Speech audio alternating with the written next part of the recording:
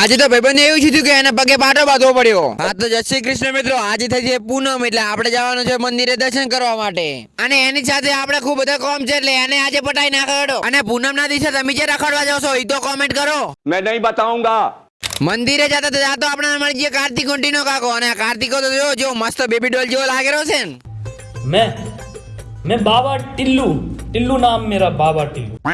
પછી આપણે કુલદેવી માં ચામુંડા માતાજીના દર્શન કરી નાખ્યા અને સાથે જ ગોગા મહારાજ અને વીર મહારાજને પણ દર્શન કરી નાખ્યા અને આ બાજુ પરિવારના બીજા સભ્યો જમણવારની તૈયારી કરતા હતા અને ખબર નહીં આજની દુકાનમાં આજે જેમ આટલી બધી ભીડ છે।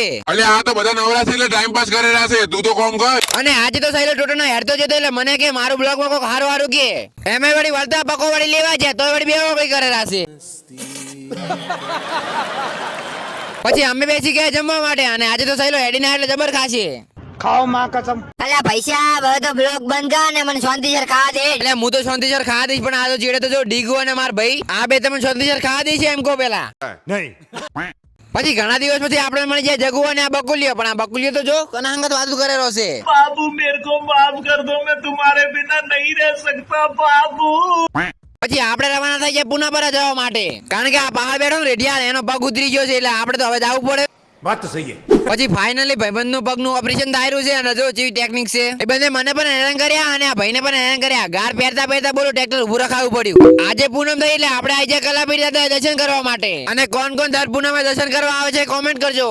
પછી મેં કરી નાખ્યા કલાપીર દાદાના દર્શન અને તમે પણ દર્શન કરી લો અને બહાર આવીને જોઈ દાદા હવડે હવડે મેળો ભરાતો હતો પણ આપણે મેળામાં ઉભું રહી રહેવાનું કારણ કે આપણે હજી ત્રીજું કોમ પણ બાકી છે।